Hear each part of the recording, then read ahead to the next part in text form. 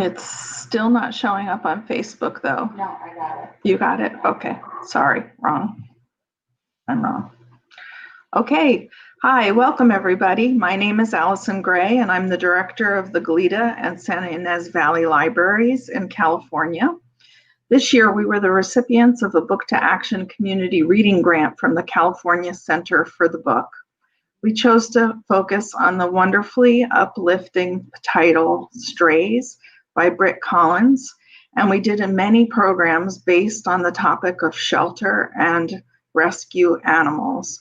I want to thank all of you who contributed to our pet donation drive, where we collected quite a large number of items for our local shelters. And please don't wait for an organized drive. Continue to donate to your local shelters. They need all the help that they can get. We're so fortunate today to have with us in Goleta the author of Strays, Britt Collins, joining us all the way from London. Britt has devoted her life to animal welfare, traveling around the world to animal sanctuaries and places where animals live in appalling conditions. Britt will tell us about the amazing work she's done to improve the lives of animals worldwide.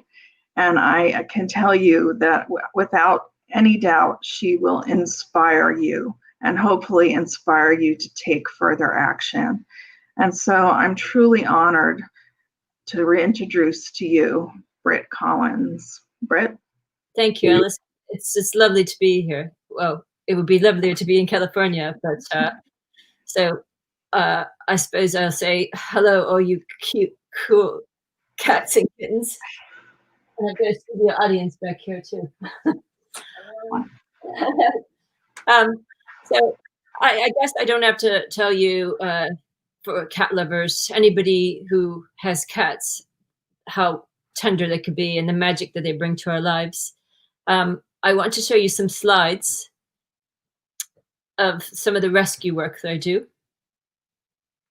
Can I have the slide, please, Elizabeth?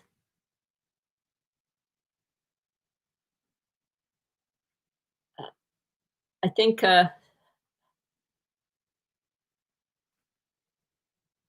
sorry, can you please show the slides?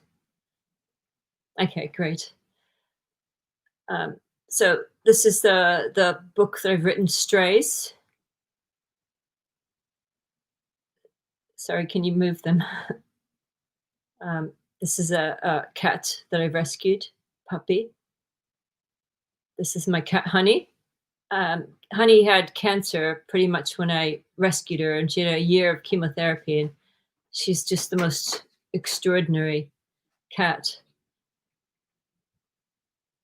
And this is a cat that I found in LA. Her name is Remy. Somebody dumped her on La Cienega Boulevard, which is kind of like a freeway, or Oxford Circus. You could see how tiny she was. That's my bracelet there. She's about 4 or 5 weeks old. And here she is, fully grown, with my ex-neighbor in LA. This is Best Friends Animal Society in Utah, where I've volunteered several times. It's the largest sanctuary probably in the world. They have 2,000 to 3,000 animals at any one time, mostly cats and dogs, but also farm rescues and horses. This is Kitty Village at Best Friends. And Dogtown. There was a National Geographic series called Dogtown, based on Best Friends. It's the horses. Still Best Friends. This is a bat sanctuary in Queensland, Australia, where I looked after bats. In the winter or during their summer, a lot of the bats have tickly paralysis because of non-indigenous plants like tobacco. And so we have to feed them and train them to be bats.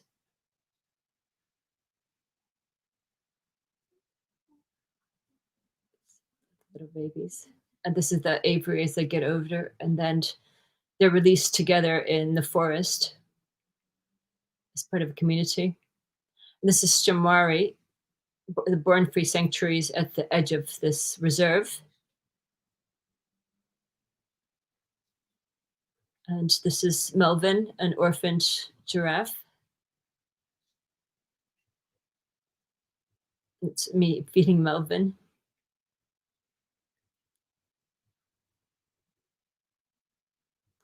And baboons, we usually take them on a walk in the afternoons. This is Marietta, who owns the sanctuary. There are about 400 animals at any one time. And volunteers come from all over the world to do hands-on work with everything from big cats, baboons, to zebras and giraffes. And one of the baboons.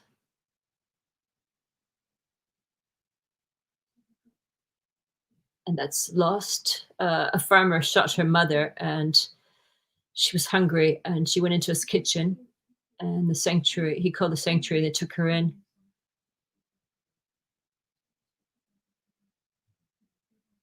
And those are lynxes, or caracals, actually. It's one of the lions. He's about 2 years old, not fully grown yet, called Trust.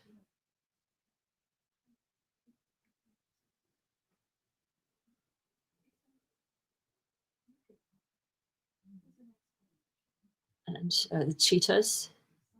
They have a release program, so the ones that are old enough, they release them back into a protected area, but the majority of the animals stay there.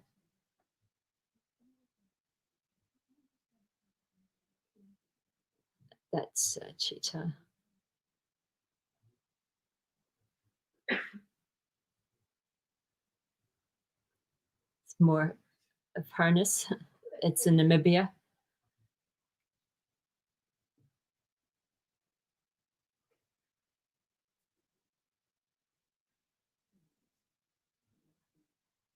And these are, they also have normal cats there. These were rescued from a Chinese restaurant.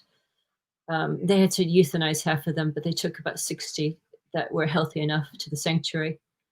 And what's really strange is they move around with all the wild animals, with the lions and bleesbacks and giraffes. And this is Francesca in Cuba. I found her in Chinatown. She had a broken leg, and I was planning to take her back to London, but then I found her home, thankfully, in Havana. We thought we were being clever, hiding her in a hotel, but everyone knew that we had a kitten. That's one of the cleaners. And finally, Michael and Tabor. 6 years ago, when I moved to Los Angeles with my ex-husband and our 5 cats from London, I was researching an article for The Guardian, and I found this incredible story. This headline caught my eye: homeless man travels 3,600 miles to take cat back home. And I thought the story had everything: love, loss, adventure. And I thought, I have to find this man. And I contacted him. I contacted his foster father and Ron, the cat's owner. And three weeks later, we were filming them in Portland.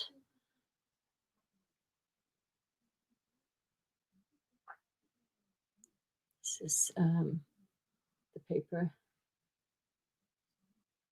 As you can see, they went across 5 states, 4,000 miles from, this is Michael in California.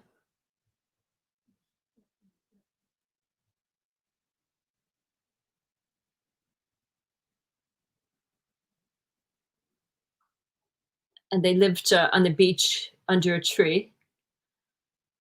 Michael even had to protect her from coyotes and all the dangers in the woods in the city.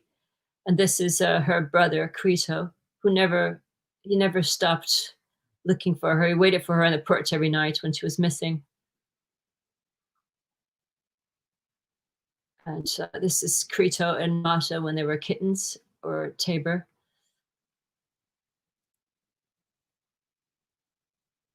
And this is Solvi. When I was researching the book, Ron, Mata Hari's owner, he took me to all the places where he'd sort of lived and grown up. And he took me to Solvi Island, where he used to visit his grandfather in the 70s, because he thought it was a special place and I needed to see it. And he and I and his two cats, Mata and Krita, were having a picnic. And this bony little kitten appeared out of the woods. And Ron took her home and she became part of the family. Solvi. And that's Mata. As you can see, she's still an adventure cat. He takes her out in the lead around the Oregon coast.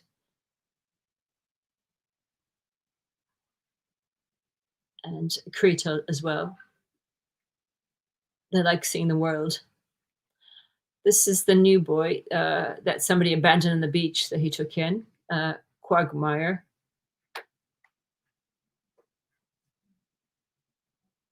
And I thought I'd show you the short film of Strays, so you could see Michael and Tabor and Ron and the others.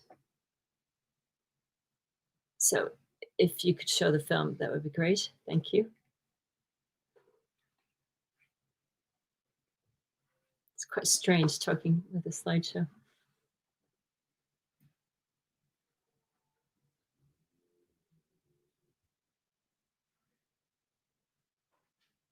Sorry, Elizabeth, can you please show the Strays film? Thank you.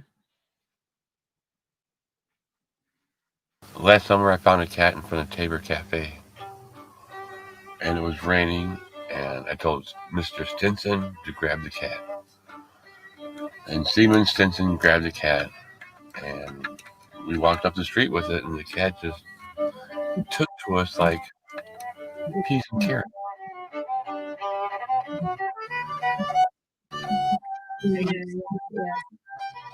Mata stood out from the rest because when all the other cats were jumping up in the air going, "Tend to me first," she sat at the bottom and just looked up at me with these little love eyes, almost as if she's asking me if I was her mommy. That they were all very confused with no mother, and it just broke my heart. I saw that there was just some connection of pure, genuine love between her and me that stood out from the rest.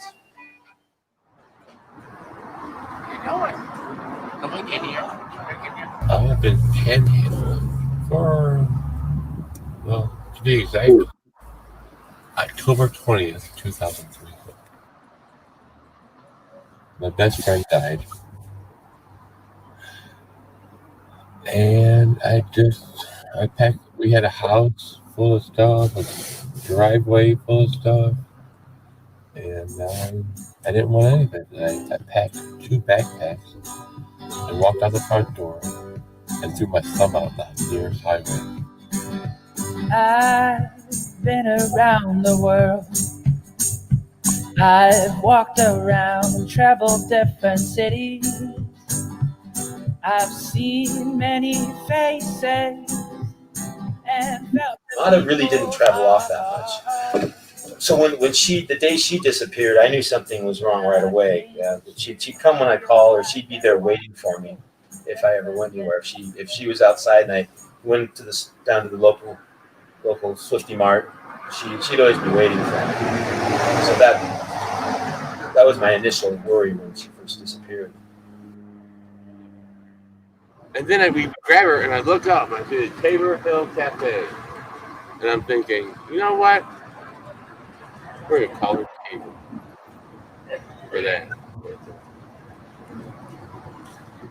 The cat was a celebrity.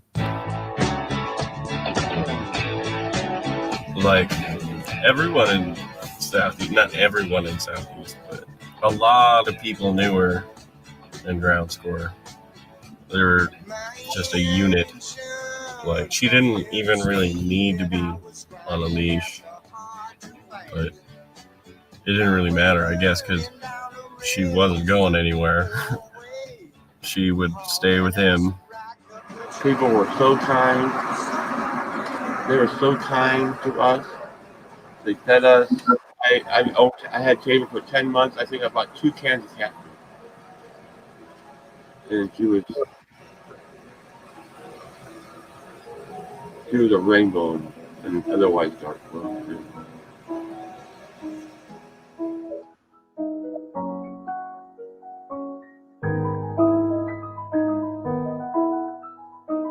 The lack of closure was what really was getting to me, not knowing what happened to her. The fact that she had a chip was a narrow window of either a vet or Humane Society. Did somebody steal her? Did somebody kill her? Was there an accident?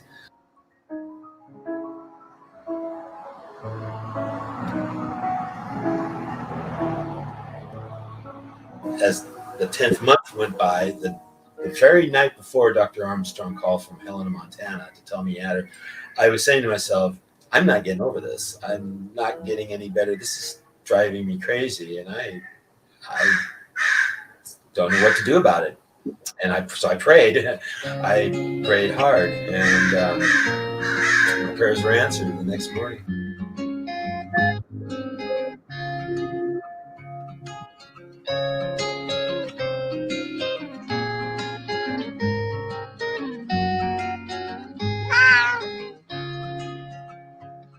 I lose some sales and my boss won't be happy, but I can't stop listening to the sound of 2 soft voices blended in perfection from the reels of this record that I found.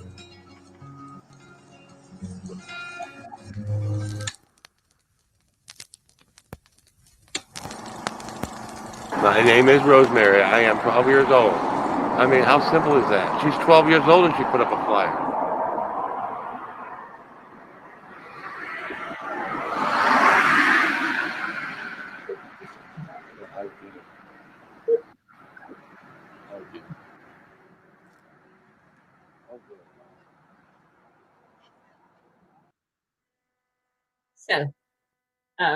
So after I came back to London, I thought I would start a cat festival. I rescue a lot of cats. I mean, even as a jobbing journalist, I've always had multiple cats. There was one point where I lived with 2 friends. I had 8 cats, and my 2 friends each had 3. There were 14, and there were always a couple of foster cats. So we had 16 cats in the house. But I wanted to sort of rescue cats in other places that were really sort of desperate, like Morocco. So I'll show you the Cat Festival in London. It's a boutique festival, and we have rescue cats from Morocco and all over the UK, vegan food to basically encourage people to think about other animals, not just cats and dogs. And so if you could show the film for Catfest, Elizabeth, that would be great. Thank you.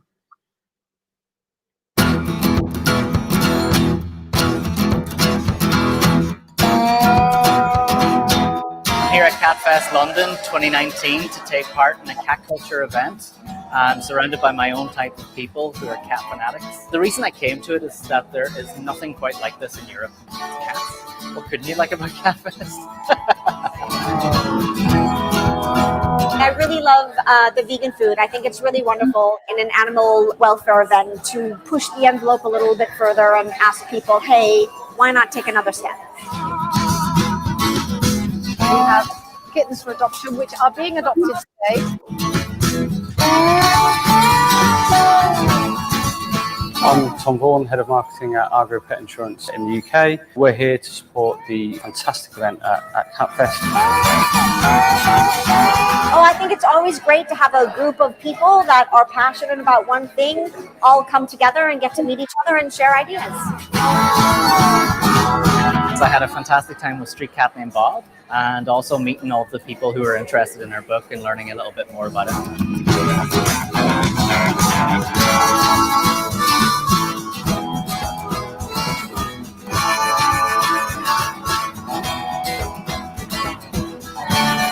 So So my favourite thing so far has definitely been seeing all the stalls in the marquee. There's a lot of cat furniture and cat toys that I haven't encountered before, using a lot of recycled materials and using a lot of natural materials like felt and things like that.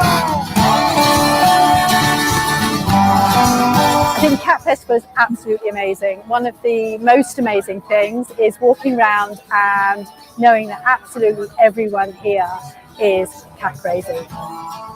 There's so many wonderful talks about campaigners and really inspiring.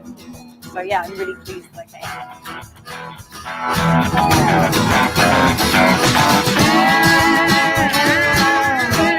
The great thing about Cat Fest is that it supports cats in need. We at Airham are really, really grateful for their donation from the festival and for constant support to help us rescue really, really vulnerable cats in Morocco.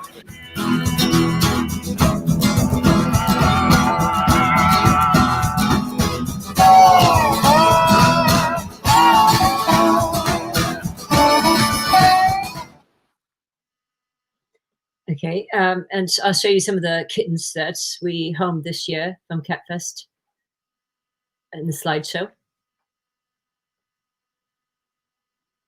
Sorry, there's a delay. This is a bit strange.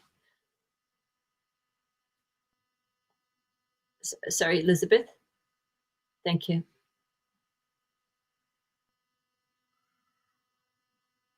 So this is the festival. It's in one of South London's grandest venues, Beckenham Place Mansion. It's a lovely revival mansion in the middle of a South London park.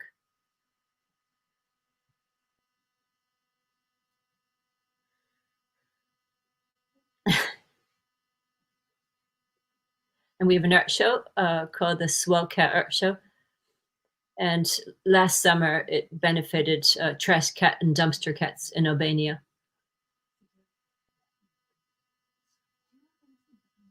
And vegan cakes.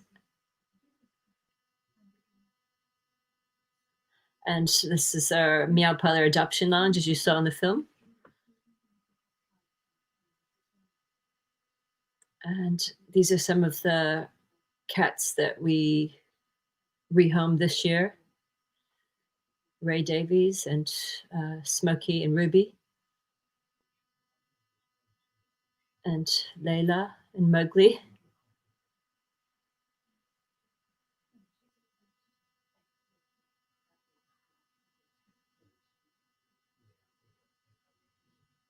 Scarecrow. And so this is Scarecrow and his sister Ruby in their new home. They were proper gangsters. They destroyed my flat. And Ray Davies, I couldn't let him go, so he became one of my cats. And Scarecrow. And this is Urham. This is our beneficiary charity in Morocco.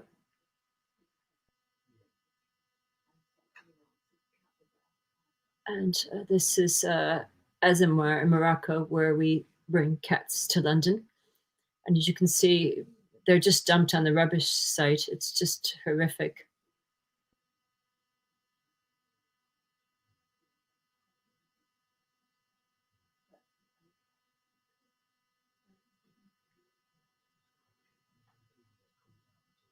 And Anne, the founder of the charity, named this little one Urham after the charity. She's got no joints. She lives in a foster home in Morocco.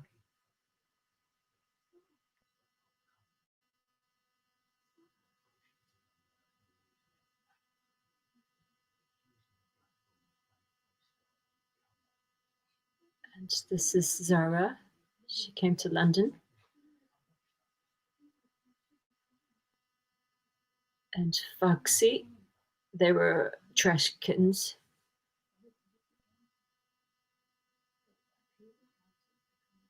And Beauty, he's blind, and my friends ended up adopting him and his partner, Shadow.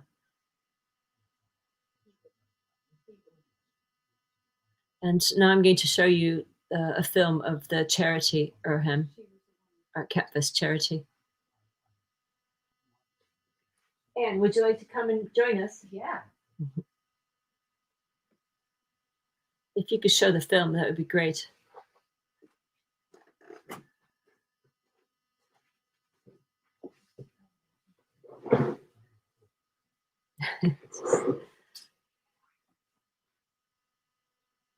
If you could show the Airham film, Elizabeth, thank you. It's quite strange with the delays.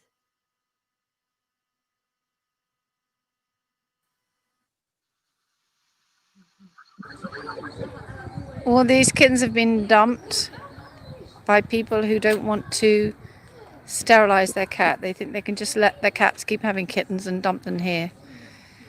Some of them are sick, some of them have got flu, a couple of them are nearly dead, 2 of them are disabled, and about 4 of them are under 4 weeks old. It's absolutely heartbreaking. Brought food for Fatima this morning, otherwise they were going to be eating bread and rice. There are just so many here, it's overwhelming. And we really need funds to leave money for food, because otherwise they're just going to get this. This is just appalling, and it's so hard for her. This is the other side of where we've done our clean-up. There's a bit of shade here, and the kittens love coming. You can see how many there are. It's an absolute disaster and nightmare. Just kittens everywhere that people are dumping. There are just so many. When I first came here, hello babies, hello. Look at this one over here. Completely losing his eyes because of flu. It's just a disaster. Over there we've done some work trying to improve the place. We have to do more. And I'm feeding them every day, twice. But there just seems to be more and more.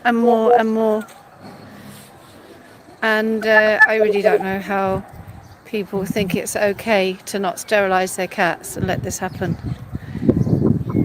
Every day we find new ones that are sick, new ones that are well, being infected by the ones that are sick. I really don't understand people when they see kittens like this, how they can just dump perfectly well kittens and continue this cycle of kittens suffering and dying. It absolutely breaks my heart.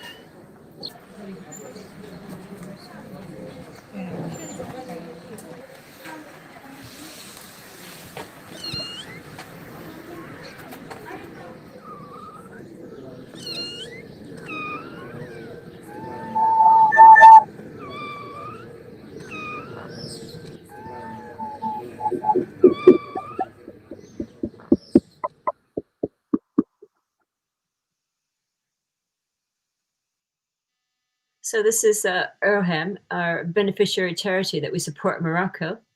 A couple of years ago when I started Catfest, Anne contacted me, and I had already had the lineup for the festival, and she asked about speaking, and she sent me the film, and I was just so gutted. I mean, I was so heartbroken seeing it that I squeezed her on so she could talk, and they became our charity, because we supported a UK charity before that. But so this is Anne S. Heslop, the founder of Airham. Hi. And you could tell them a little bit about the charity. Okay, well, I didn't intend to start a cat charity when I bought my little house in Morocco. But it didn't take long before I realised that the condition of the cats there was just completely heartbreaking, and I couldn't stay in Morocco. I couldn't stay in that town in Morocco particularly without trying to help the cats and kittens. And of course, the best thing to do is sterilisation. So I went looking for a decent vet, which I was lucky to find. And then, you know, we kind of started with as few people as possible so that we could just get the charity off the ground and start working. And then over the years, various people have joined us and want to work with us, which is wonderful. We do get some volunteers coming from abroad now to help us. And yeah, that rubbish tip, we've now built 2 shelters on. It's very hard to manage because you can think you're on top of the viruses that hang around in all these multi-cat shelters, but somebody will then dump a kitten that's carrying a virus and it will spread through the whole lot. We do our best to vaccinate, but it's hard to keep on top of it. But we have sterilized 300 cats now, more than 300 cats, and even during lockdown they're still working, and we're feeding the town's cats as well, and dogs, I have to add. We do look after the dogs too. We just don't have such a big problem of dogs in Azamor as we do the cats. That's because they shoot them. Yeah, well, actually they do shoot them in Morocco, but fortunately we don't have too many in Azamor. We don't have shootings, but the town next to us does. But we are feeding them, and we will be working with them soon, trying to vaccinate and sterilize them. Yeah, so I arrived in Azamor, a photographer, and I'm now living in Azamor, or spending a lot of time in Azamor as a cat rescuer. But what can I do?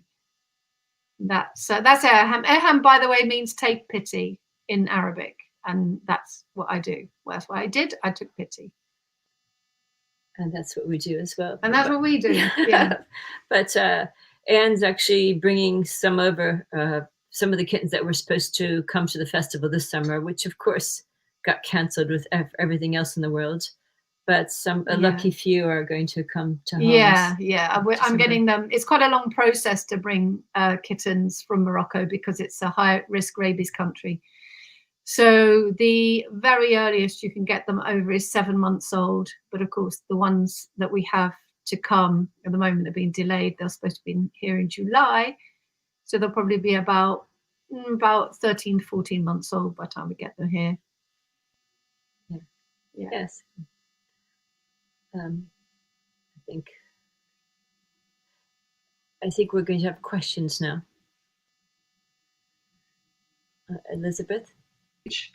And our all of our social media pages for people who want to contribute. To Erham? Yes. Yes. Yeah. Thank you. So we'll get those up this afternoon or early next week. Thank you very much. You're welcome. Thank you for all the work you do. Thank you. It's my duty. Yes. Yeah, I guess we'll take questions now. It's quite hard kind of talking over the slides when they're in front of you.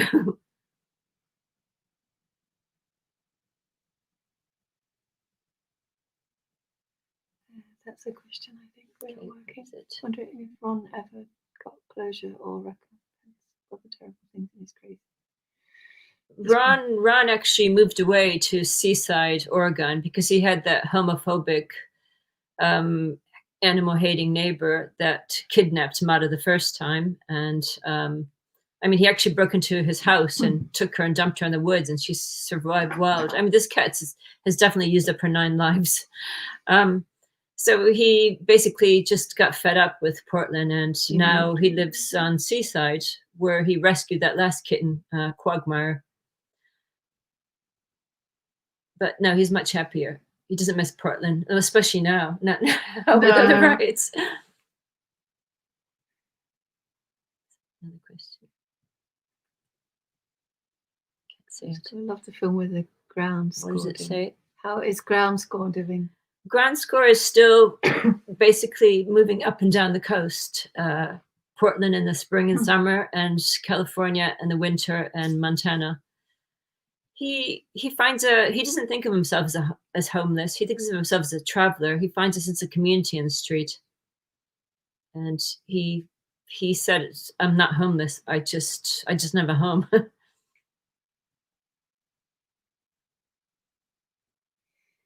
I loved the book and had a wonderful time with my fellow book club members.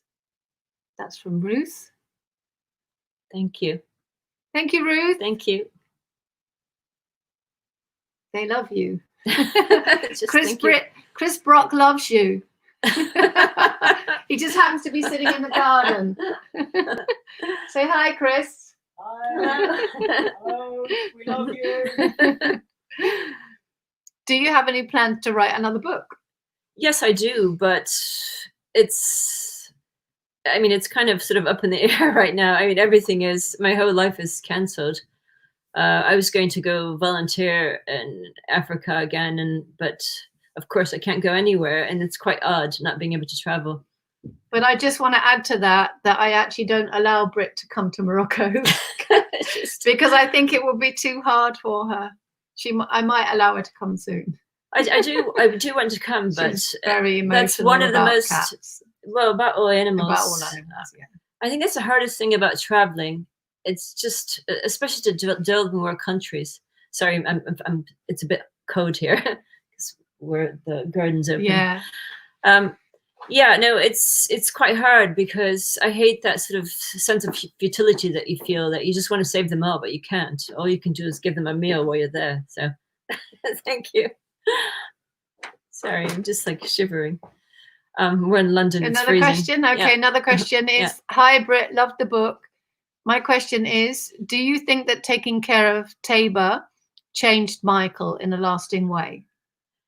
I think it has, actually. It actually, he was getting to the point where he just was. One of the things she said is that she kind of taught him to live again. I mean, he was going through a period where he was getting blackout drunk, and well, for the period that he had her for 10 months, he definitely drank less. And he rescued a few other animals since Tabor. Another kitten that he rescued from some kids at Walmart.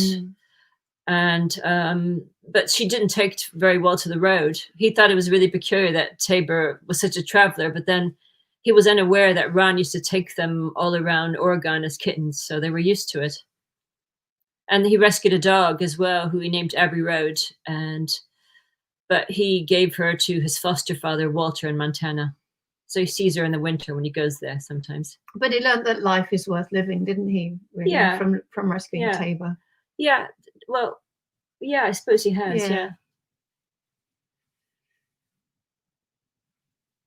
Oh, and a message has come in from Julia Snell saying, I love you both. And she's actually sitting in the garden too. We love you too. And these two lovely people have rescued kittens from Morocco, haven't they? Oh, yes. They have a pair of kittens that we brought over from Morocco for the festival. The next question is from Wendy Gray. How do you feel about the larger rescues and large cats, big cats? Do you mean lions? Do you feel that showing them with people compounds the illegal wildlife trade?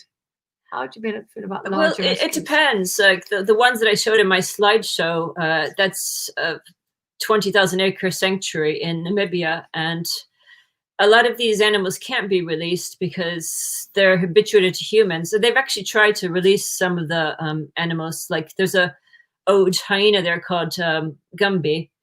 They tried to release him 3 times and he ran up to the jeep screaming. He didn't want to go. There was another giraffe there. She was throwing herself at the electric fence. She wanted to go back inside, because they have much easier lives. They have vets there. They're fed twice a day.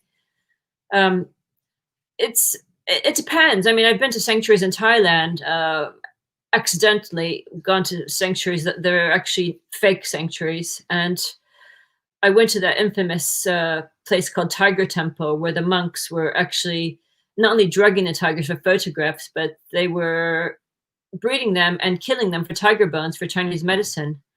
And it took about 20 years to shut them down, but they were shut down 3 years ago.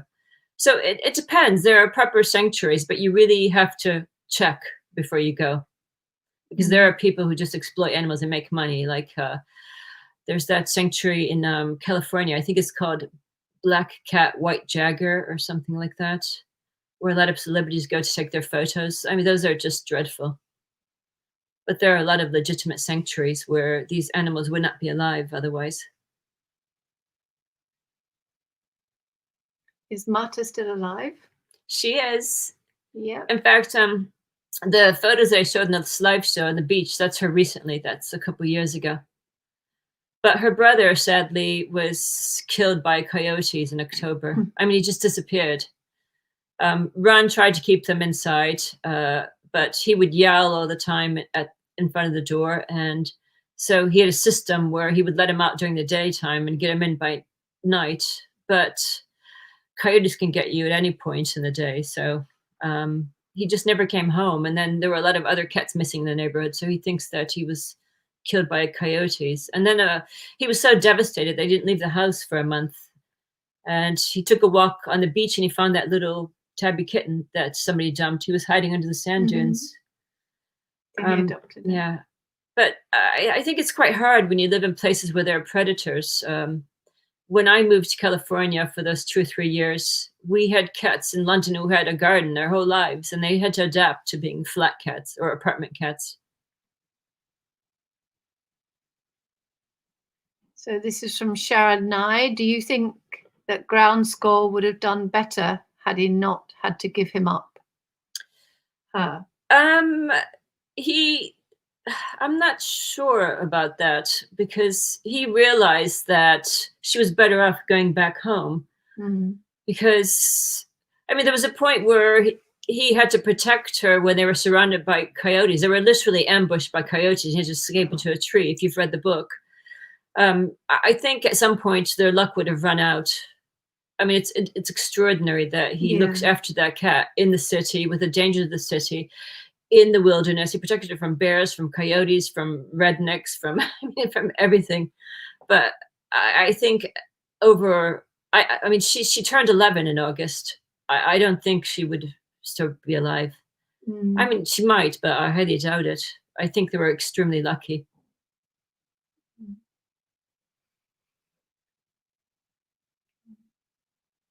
This is from Ron Buss. Hi, Britt. Hello, Ron. Hi.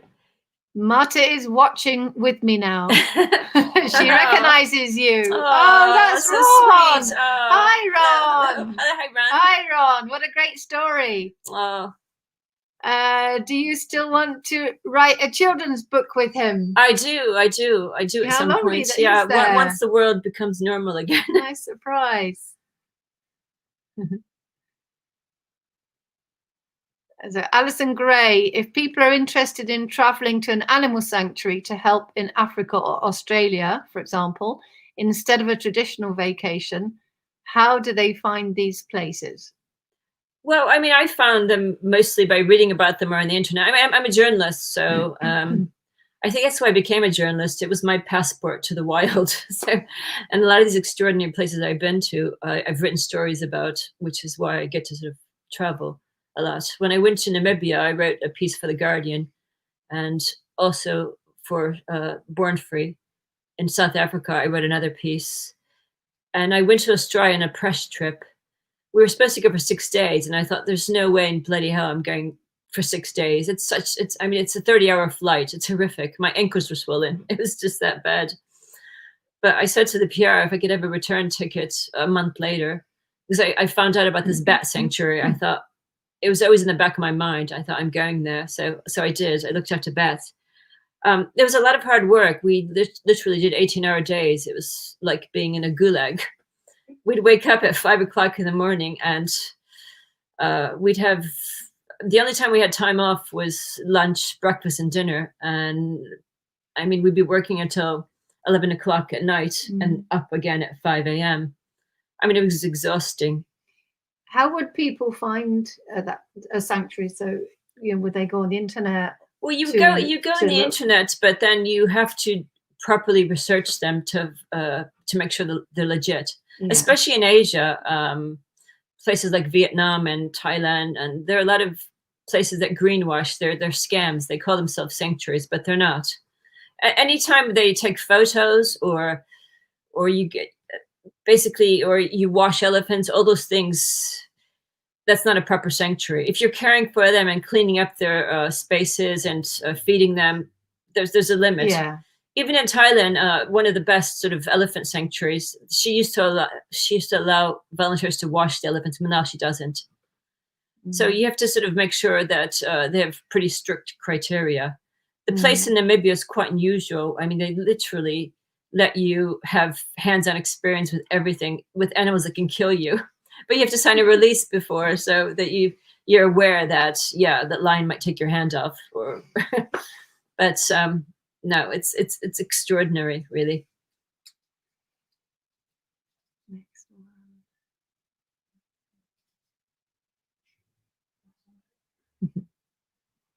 Hi, Alex. Hi. Okay, well, thank you so much for Britt writing your excellent book and sharing all of your animal work with us today. Thank you too, Anne, for joining us and telling us about your work. We look forward to that children's book. I'm a children's librarian, and I think that would be a wonderful book to awaken children's sensitivity to this, issue. Please continue influencing all of us to be better people.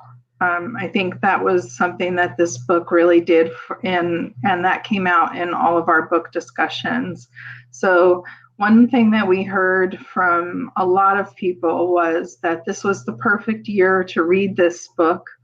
With everything so grim with COVID, this book really cheered people up and made them feel hopeful about humanity and gave them something really positive to focus on. So we were so happy that we chose this book, so happy that you wrote it, and so happy to have you here with us today. So I just want to say thank you. I'm so sad that I wasn't able to make it to California, but perhaps next year, maybe when I'm there, I'll have to have an impromptu talk, a proper talk. Yes, please do let us know if you come when circumstances change. We're about 2 hours north of LA, so we would love to host you. So we thank you so much for everything that you do. You both seem to be fantastic people, and we're very grateful that we were able to host you in Goleta, even if it was just virtually. So thank you so much. Have a wonderful evening in London. I wish I was there instead of.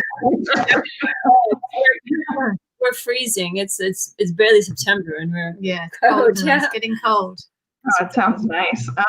But thank you again for making time to speak with us and for writing that wonderful book. We really appreciate it. Thank you. Thank you. Yay. Bye. Bye. Take care. Bye.